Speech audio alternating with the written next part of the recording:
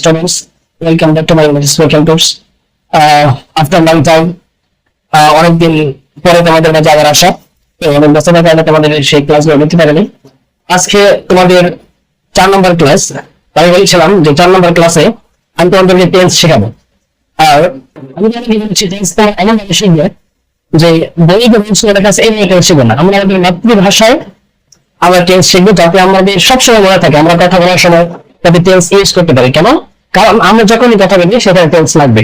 অতএব সময় নষ্ট না করে চলো আজকে আমরা আমাদের পড়াশোনা করি। Let's start. হ্যাঁ, একটা হচ্ছে টেন্স। টেন্স টেন্স অর্থটা জানতে হবে তোমাকে। টেন্স অর্থ হচ্ছে কাল বা সময়। কোনো কাজ করার, কোনো কাজ করতে যে সময় লাগে সেই সময়টা যদি তুমি চিনতে পারো সেটা এটি এটি হচ্ছে টেন্স। অর্থাৎ সংক্ষিপ্ত ভাবে আমরা দেখতে পারি কাজ করার যে সময়, এই সময়টাকে টেন্স বলা হয়।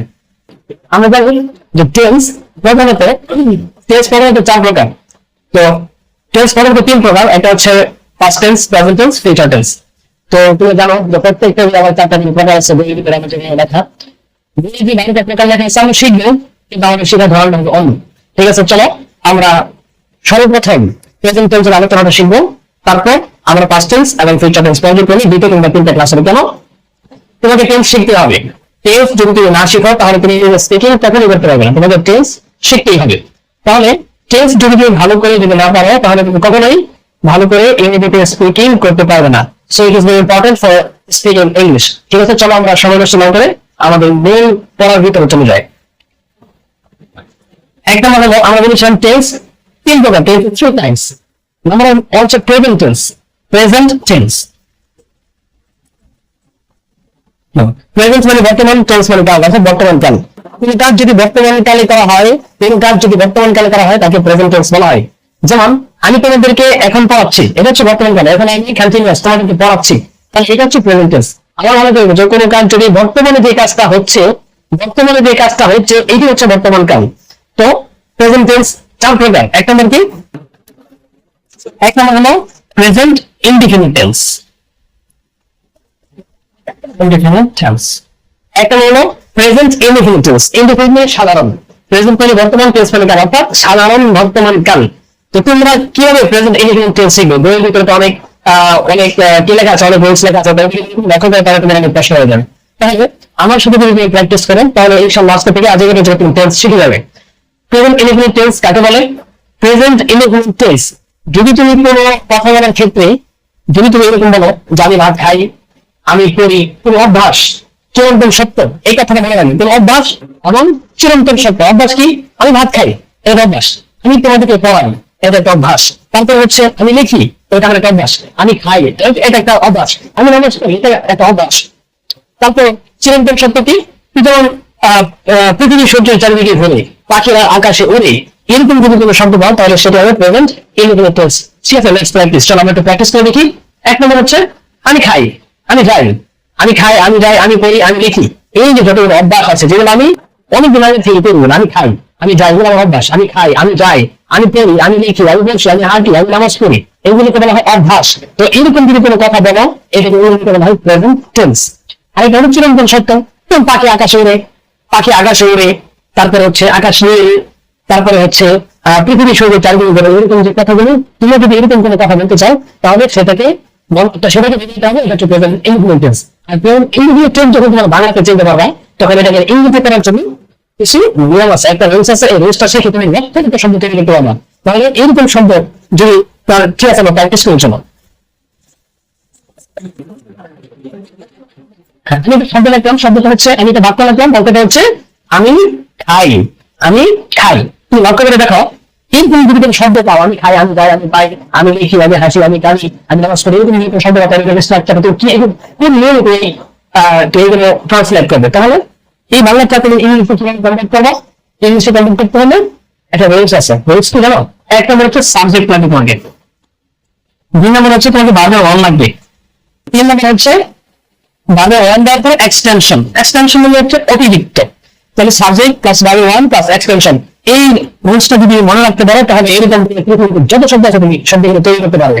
তাহলে আশা করি তোমার সাবজেক্ট জানো, আমি পড়াইছিলাম সময় তোমার খেয়াল নেই। সাবজেক্ট কি, ভার্ব ওয়ান কি, আর সাবজেক্ট কি প্লাস ভার্ব ওয়ান এবং এক্সটেনশন কি।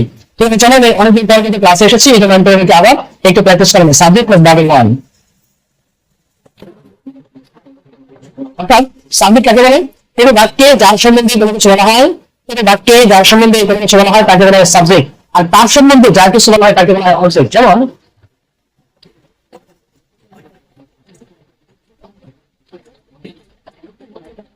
ফারুক ক্রিকেট খেলে, এই বাক্যের ভিতরে দেখো কার সম্বন্ধে কথা বলা হয়েছে? ক্রিকেট কে খেলে তার সম্বন্ধে কথা বলা হয়েছে, বাক্যের ভিতরে ফারুকের সম্বন্ধে কথা বলা হয়েছে। এই জন্য ফারুককে ইংরেজিতে বলা হয় সাবজেক্ট। আশা করি তুমি সাবজেক্ট বুঝতে পেরেছো।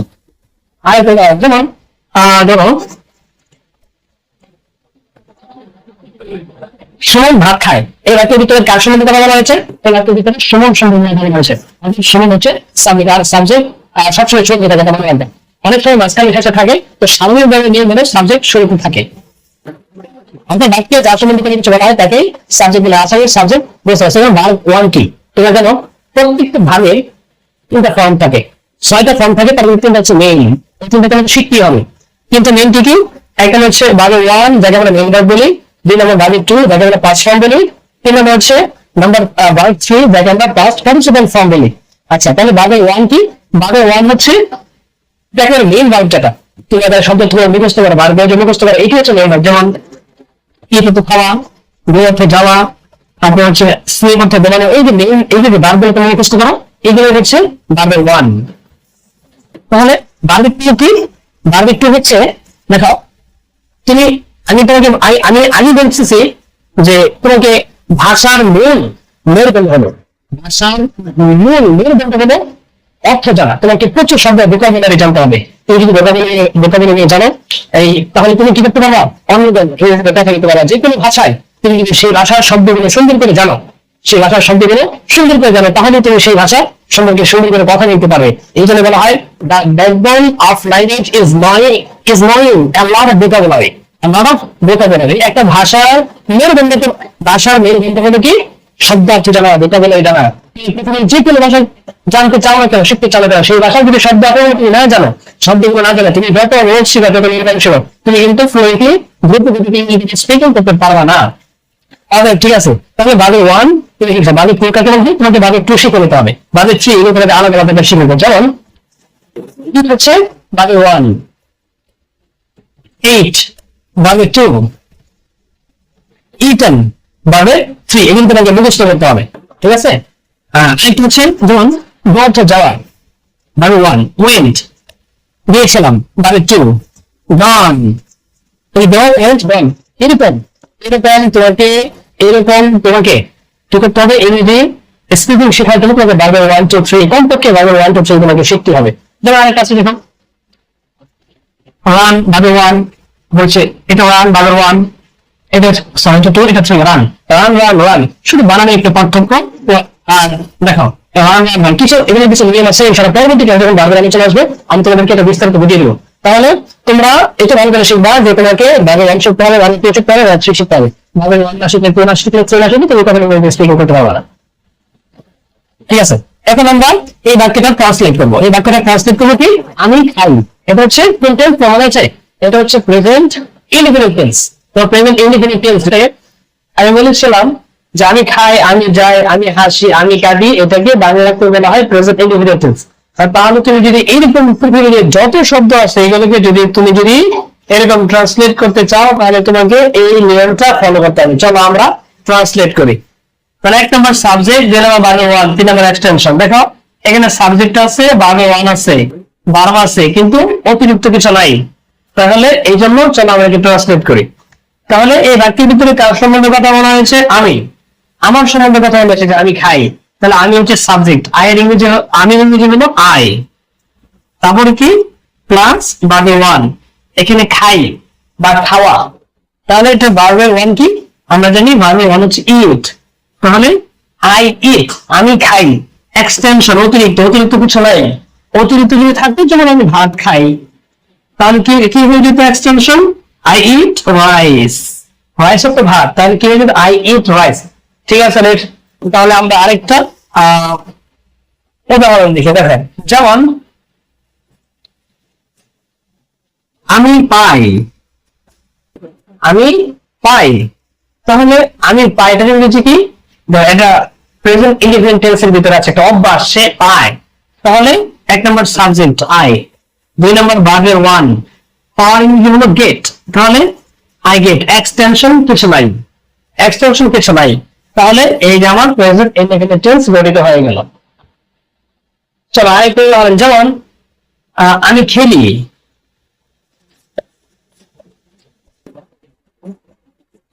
আমি খেলি, এটাকে যদি দেখো প্রেজেন্ট ইনডিফিনিট সবসময় খেলে, তার একটা অভ্যাস। তাহলে এটার স্ট্রাকচার কি, subject plus verb one plus extension, এই নিয়মে তুমি এইগুলো কম। তাহলে সাবজেক্ট কি আমি, আই, ভার্ব ওয়ান কি খেলা, খেলা ইংরেজি কি প্লে, প্লাই প্লে আমি খেলি, এক্সটেনশন কিছু আছে অতিরিক্ত নাই, যদি অতিরিক্ত কিছু যোগ করতে চাও যে আমি ফুটবল খেলি, তাহলে I I play football, I play football, এটা হচ্ছে প্রেজেন্ট ইনডিফিনিট টেন্স বানানোর নিয়ম। আচ্ছা, আশা করি তোমরা বুঝতে পেরেছ। দুই নম্বর হচ্ছে present continuous tense, present continuous tense অর্থাৎ চলমান বর্তমানকাল, প্রেজেন্ট কন্টিনিউয়াস টেন্স। দুই নম্বর হলো প্রেজেন্ট কন্টিনিউয়াস টেন্স, প্রেজেন্ট মানে বর্তমান, কন্টিনিউয়াস মানে চলমান, টেন্স মানে কাল, অর্থাৎ চলমান বর্তমান কাল। চলমান বর্তমান কি, যেমন আমি তোমাদেরকে পড়াচ্ছি, যদি এরকম কোন শব্দ তোমরা বলো, আমি পড়াচ্ছি, আমি খাচ্ছি, আমি যাচ্ছি, আমি লিখছি, আমি দৌড়াচ্ছি, আমি হাসতেছি, আমি পরীক্ষা দিতেছি, আমি খেলতেছি, এই যে এরকম যে কথাগুলো, এইগুলোকে বলা হয় যে চলমান বর্তমান কাল, মানে যে কাজগুলো চলতেছে, এদিকে ইংরেজিতে বলা হয় প্রেজেন্ট কন্টিনিউয়াস টেন্স। তো এরকম যখন কোন শব্দ আসবে তখন তুমি কি করবা, কিভাবে ট্রান্সলেট করে, চলো আমরা শিখে নিই। এটার একটা ম্যাজিক রুলস হলো, এক নম্বরে তুমি লিখবে হলো সাবজেক্ট, দুই নম্বরে লিখবে হলো auxiliary verb, auxiliary verb, auxiliary verb কি am is are was were, am is are was were, subject auxiliary verb, তারপর হচ্ছে ভার্ব ওয়ান প্লাস, আরেকটা কথা সবসময় রাখবা, যেখানে কন্টিনিউয়াস টেন্স আছে, যেখানে কন্টিনিউয়াস টেন্স আছে সেইখানে ভার্ব ওয়ান এর সাথে আইএনজি থাকবেই, আইএনজি। তাহলে subject plus auxiliary verb plus ভার্বের ওয়ান প্লাস আইএনজি। তুমি এটা মনে রাখবে, কন্টিনিউয়াস টেন্সের ক্ষেত্রে ভার্বের ওয়ান এর সাথে আইএনজি লাগবে, মাস্ট, আইএনজি লাগবেই। কন্টিনিউয়াস টেন্স তুমি যখন বলবা যে আমি খাচ্ছি, আমি পাচ্ছি, আমি খেলতেছি, আমি যাইতেছি, আমি পড়াচ্ছি, এরকম, তখন তোমাকে কি করতে হবে, যদি কন্টিনিউয়াস টেন্স হয়, প্রেজেন্ট কন্টিনিউয়াস টেন্স চলমান বর্তমান কাল হয়, তাহলে তোমাকে দুইটা জিনিস লক্ষ্য করতে হবে। কারণ তুমি যদি বলো আই ইটিং, আমি খাচ্ছি, তাহলে এটা হবে তোমার গুণ, তাহলে তোমার কি করতে হবে, একটা অক্সিলারি ভার্ব লাগবে, আর কি লাগবে, ভার্বে ওয়ান লাগবে এবং তার সাথে আইএনজি লাগাতে হবে। চলো আমরা একটু প্র্যাকটিস করি। যেমন আমি ইংরেজি পড়াচ্ছি,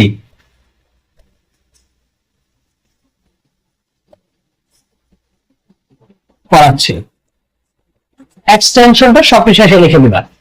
আচ্ছা, subject plus auxiliary verb plus verb one plus ING plus extension, এরকম যদি কোনো শব্দ থাকে যে আমি ইংরেজি পড়াচ্ছি, আমি খাচ্ছি, যাচ্ছি, পাচ্ছি, তুমি কোনো কাজ করতেছো, তখন তুমি এই স্ট্রাকচারটা, তখন তুমি এই স্ট্রাকচারটা তুমি কি করে করবা, তখন তুমি এই স্ট্রাকচারটা লিখে নেবে। তাহলে আমি ইংরেজি পড়াচ্ছি, আমি ইংরেজি পড়াচ্ছি, এটার ট্রান্সলেট কি হবে, তো এক নম্বর সাবজেক্ট আই, দুই নম্বর কি অক্সিলারি ভার্ব, আই এর সাথে অক্সিলারি ভার্ব কি বসে, আম বসে, আই আম, তারপর হচ্ছে ভার্ব ওয়ান, ভার্ব ওয়ান, এখানে ভার্বটা কি আছে, পড়া, তাহলে পড়ার ইংরেজি কি রিড, সরি এখানে পড়াচ্ছি, যেহেতু পড়ানো, কিন্তু আমি পড়ছি না, পড়াচ্ছি, পড়াচ্ছি আর পড়ানো আর ইংরেজি হলো teach, teach, I am teach, তারপরে কি ভার্বের সাথে ভার্ব ওয়ান করে মানে আইএনজি লাগবে।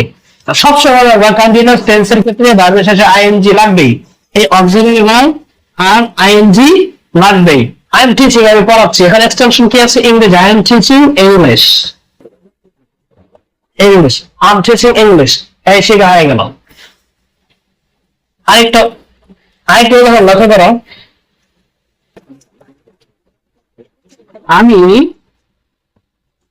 আমি ভাত খাচ্ছি, দেখো এই খাচ্ছি মানে বর্তমানে এখন খাচ্ছি, তাহলে এক নম্বর সাবজেক্ট আই, সে লিখি আরেকটা লিখছি সে ভাত খাচ্ছে, তাহলে সে সাবজেক্ট, এখানে সাবজেক্টটা কি সে, তার সম্বন্ধে কথা বলা হয়েছে, তাহলে সি, সরি হি। তারপরে হি এর সাথে অক্সিলারি ভার্ব কি বসে, ইজ বসে। হি এর সাথে অক্সিলারি ভার্ব ই বসে, তাহলে সাবজেক্ট গেল অক্সিলারি ভার্ব দিয়ে, তাহলে হি ইজ। এখন ভার্বের মান কি, খাওয়া, ইট। তারপরে কি ভার্বের সাথে আইএনজি বসাতে হবে, তাহলে ইটিং। তাহলে হি ইজ ইটিং, সে খাচ্ছে, এখন কি এক্সটেনশন কি আছে, ভাত খাচ্ছে, he is eating rice, he is eating rice, সে ভাত খাচ্ছে, আমি খাচ্ছি, পাচ্ছি, যাচ্ছে, সে খেয়েছে, বলছে, এরকম যত শব্দ আছে তোমরা এই রেঞ্জটা খাটাবা, তাহলে তোমাদের প্রেজেন্ট কন্টিনিউয়াস টেন্স শেখা হয়ে যাবে। আশা করি এটা বুঝতে পেরেছো। আগে এটা হচ্ছে present perfect tense, perfect tense. তোমাদের 3 নম্বর যে টেন্সের প্রকারটা আছে, সেই 3 নম্বরটার প্রকারটার নাম হচ্ছে প্রেজেন্ট পারফেক্ট টেন্স। তো তোমাদেরকে এগুলো কষ্ট করে মনে রাখতে হবে না, তোমরা শুধু কথাগুলো লক্ষ্য করবা যেগুলো কিভাবে বানাতে হয়। তাহলে আমি খাই, আমি যাই, যদি এরকম হয় তাহলে সাবজেক্ট প্লাস ভার্ব ওয়ান লাগাই দিবা। যদি এরকম হয় আমি খাচ্ছি, পাচ্ছি, কোনো কাজ চলতেছে, তাহলে সাবজেক্ট লাগাইবা, তারপরে সাবজেক্টের সাথে একটা অক্সিলারি ভার্ব লাগাইবা, তারপর সেখানে মেইন ভার্ব এবং মেইন ভার্বের সাথে আইএনজি লাগাবা, তারপর এক্সটেনশন লাগাবা। এক্সটেনশন যদি কোনো কিছু থাকে তাহলে এক্সটেনশন লাগিয়ে দিবা, আর যদি এক্সটেনশন না থাকে এক্সটেনশন লাগানোর প্রয়োজন নাই। এখন দেখো,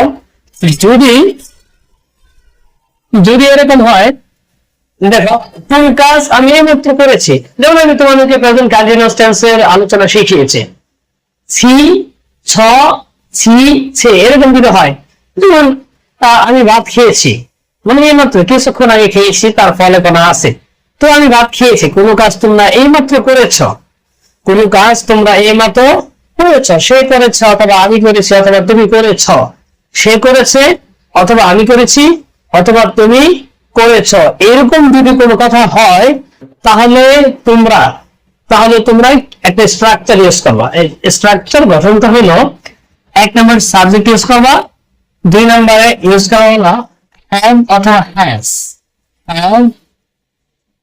হ্যাভ অথবা হ্যাজ। 3 নম্বরে ইউজ করা হলো ভার্ব 3 প্লাস এক্সটেনশন। ভালো করে লক্ষ্য করে দেখো, সাবজেক্ট প্লাস হ্যাভ অথবা has plus verb 3 plus extension. তাহলে চলো, তাহলে হ্যাভ, একটা ভালো একটা কথা মনে রাখো, যেখানে হ্যাভ অথবা হ্যাজ 3টা জিনিস, হ্যাভ, হ্যাজ, হ্যাড, 3টা জিনিস, হ্যাভ অথবা হ্যাজ অথবা হ্যাড, এই যে তিনটা ওই মডেলস ভার্ব যেখানে থাকবে, এই মডেলস ভার্ব যেখানে থাকবে, এই অক্সিলারি ভার্ব,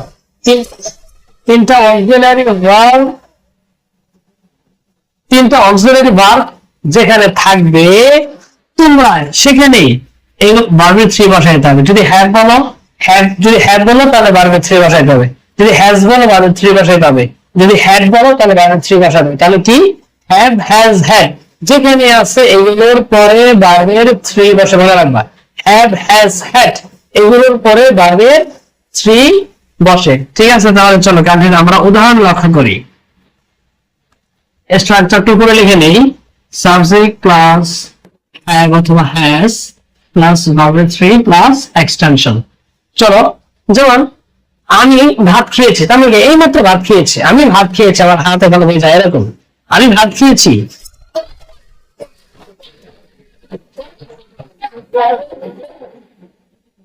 আমি ভাত খেয়েছি, তুমি দেখো এখানে সাবজেক্ট, তাহলে আমি ভাত খেয়েছি, এরকম আমি ভাত খেয়েছি, তারপর আমি পড়েছি, আমি লিখেছি, তারপর আমি হেসেছি, আমি কেঁদেছি, এরকম পৃথিবীতে যত কথা আছে এগুলোকে যদি তোমরা বাংলা থেকে ইংরেজিতে কনভার্ট করতে চাও, বাংলা থেকে ইংরেজিতে ট্রান্সলেট করতে চাও, তাহলে অবশ্যই তোমাকে এই স্ট্রাকচারটা ফলো করতে হবে, এটা ফলো করো। তাহলে আমি ভাত খেয়েছি, এটা তোমরা স্ট্রাকচার মুখস্থ করার চাইতে প্র্যাকটিস বেশি করো, প্র্যাকটিস করলে আস্তে আস্তে এটা তোমার সাথে সেটআপ হয়ে যাবে।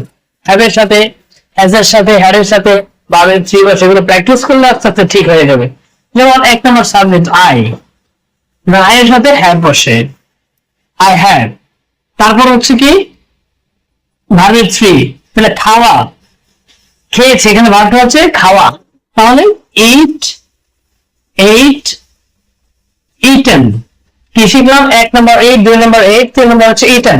তাহলে এখানে বলবো হলো আমরা জানি সবসময় হ্যাভ এর সাথে ভার্বের থ্রি বসে, তাহলে ইটেন বলবো। তাহলে আই হ্যাভ ইটেন, তাহলে আই হ্যাভ ইটেন অর্থ কি আমি খেয়েছি।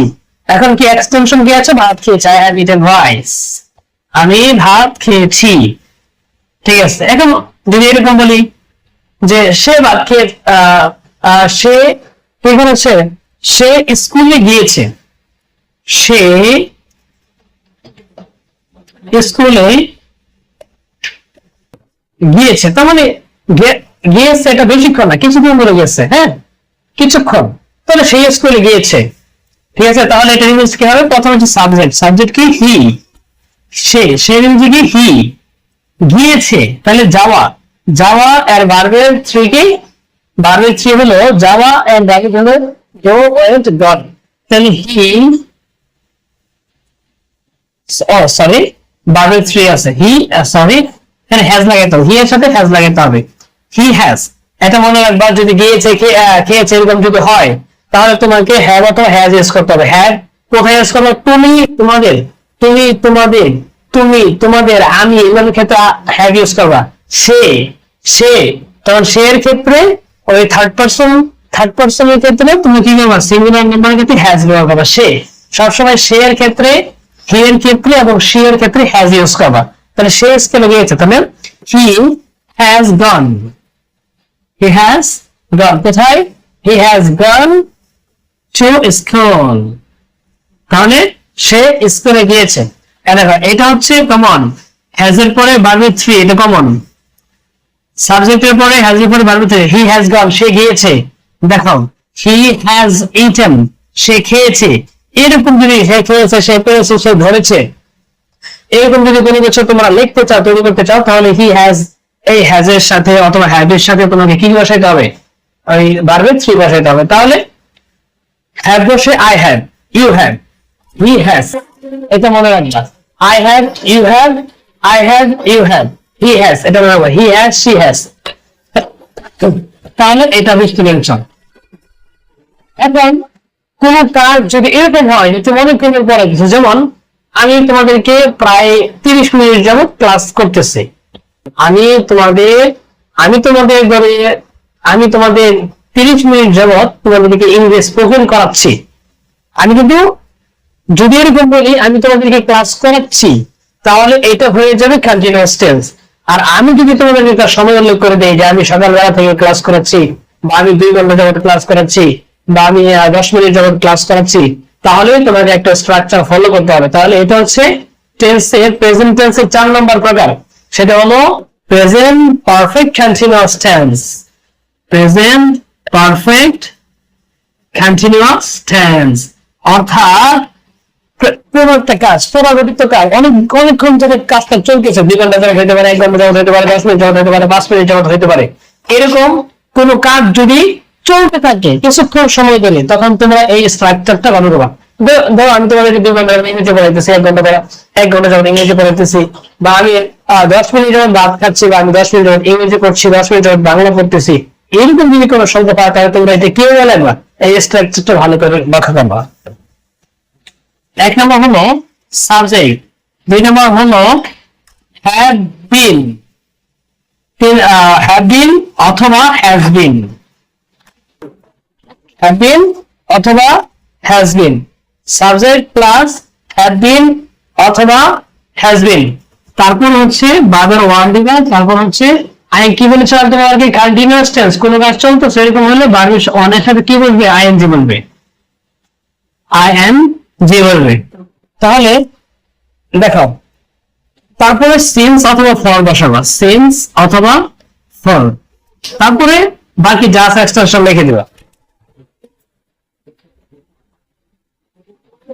ঠিক আছে, চলো আমি 2 ঘন্টা যাবত কি খাচ্ছি? ভাত খাচ্ছি। আমি 2 ঘন্টা যাবত ভাত খাচ্ছি। তাহলে এখানে লিখি আমি 2 ঘন্টা যাওয়ার ভাত খাচ্ছি। দেখো আমি ভাত খাচ্ছি যদি বলতাম তাহলে কন্টিনিউয়াস টেন্স হয়ে যেত, আই এম ইটিং। কিন্তু না, এখানে তো সময় উল্লেখ করে দিয়েছে 2 ঘন্টা, 3 ঘন্টা, 4 ঘন্টা, 5 ঘন্টা। এরকম যদি হয় তাহলে তোমাকে হ্যাভ বিন অথবা হ্যাজ বিন, যদি সময়টা তোমাকে বেঁধে দেয় তাহলে হ্যাভ বিন অথবা হ্যাজ বিন ইউজ করতে হবে। তাহলে চলো আমরা একটু প্র্যাকটিস করি। তাহলে আমি 2 ঘন্টা যাবো ভাত খাচ্ছি, তাহলে সাবজেক্ট কি আমি, আয়ের সাথে কি বসে have been, I have been. তারপর কি আমি ভাত খাচ্ছি, আই হ্যাভ বিন ইটিং। দেখো এই যে ভার্ব 1 ইট, তারপর আইএনজি ইটিং, তাহলে আই হ্যাভ বিন ইটিং, আমি ভাত খাচ্ছি। এখন যদি যাব বা জন্য এরকম অর্থ আছে তাহলে ফর ইউজ করবো, for 2 hours। I have been eating for 2 hours, আমি 2 ঘন্টা যাব। I have been eating rice, sorry এখানে rice আছে, eating rice for 2 hours. I have been eating rice for 2 hours. I have been eating rice for 2 hours. আমি 2 ঘন্টা যাবত কি খাচ্ছি, ভাত খাচ্ছি। আর এরকম যদি হয় আমি 2 ঘন্টা যাবত লিখছি, তাহলে কি হবে, I have been writing. I have been writing for 2 hours. যদি এরকম সময় মনে থাকে 2 ঘন্টা, 5 ঘন্টা এরকম, আর যদি এরকম অর্থ আছে থেকে, সকাল থেকে, বিকাল থেকে, দুপুর থেকে, তাহলে ফরের জায়গায় চেঞ্জ করবে। যেমন আমি সকাল থেকে,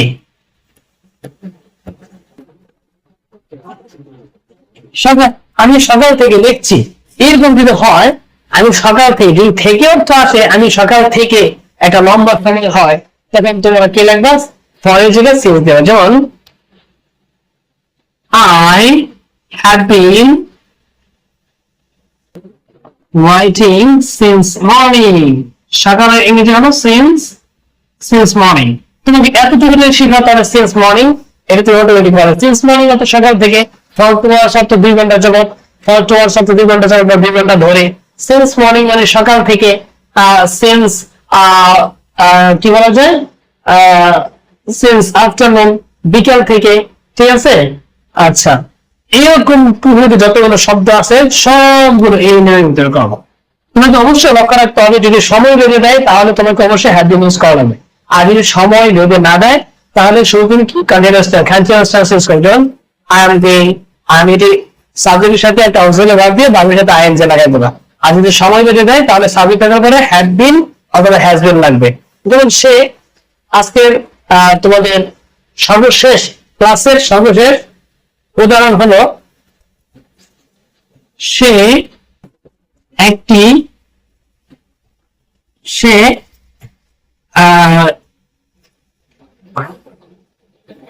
5 দিন যাবত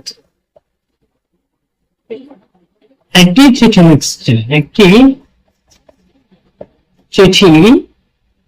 লিখছে, দেখো এটা কিন্তু শুধু কন্টিনিউয়াস টেন্স না, কেন, কারণ এখানে আমাকে একটা সময় বেরিয়ে দেওয়া হয়েছে।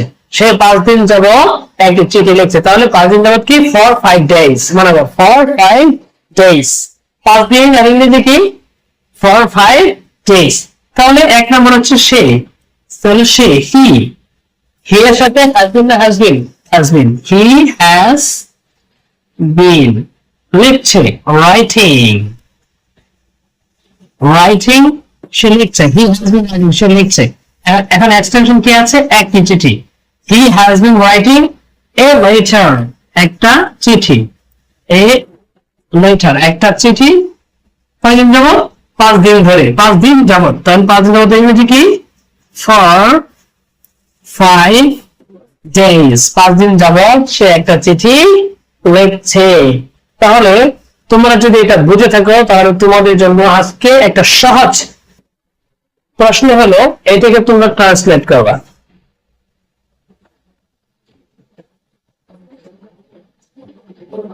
আমি সকাল হতে ইংরেজি পড়তেছি, তাহলে এটাকে তোমরা এই বাংলাটাকে ইংরেজিতে কনভার্ট করবে। আমি সকাল হতে ইংরেজি পড়তেছি। তাহলে এটা তোমরা অবশ্যই কমেন্ট বক্সে তোমরা এটা ট্রান্সলেট করে ইংরেজি ট্রান্সলেট করে তোমরা আমাকে জানাবে। আর প্রত্যেকটা ক্লাস গুরুত্বপূর্ণ, প্রত্যেকটা ক্লাস যদি তুমি করতে পারো তাহলে আমি আশা করি তুমি খুব দ্রুত ইংরেজিতে ফ্লুয়েন্টলি কথা বলতে হবে। আর আমি আগেই বলেছি তোমাদেরকে অবশ্যই দ্রুত ফ্লুয়েন্টলি যদি তুমি ইংরেজিতে কথা বলতে চাও, তুমি যদি ফ্লুয়েন্টলি কথা বলতে চাও তাহলে অবশ্যই মাস্ট তোমাকে কি করতে হবে, তোমাকে অবশ্যই ভোকাবুলারি জানতে হবে। আল্লাহ রাব্বুল আলামিন আমাদের প্রত্যেককে এই ভাষা শেখার তৌফিক দান করুন। আসসালামু আলাইকুম ওয়া রাহমাতুল্লাহ।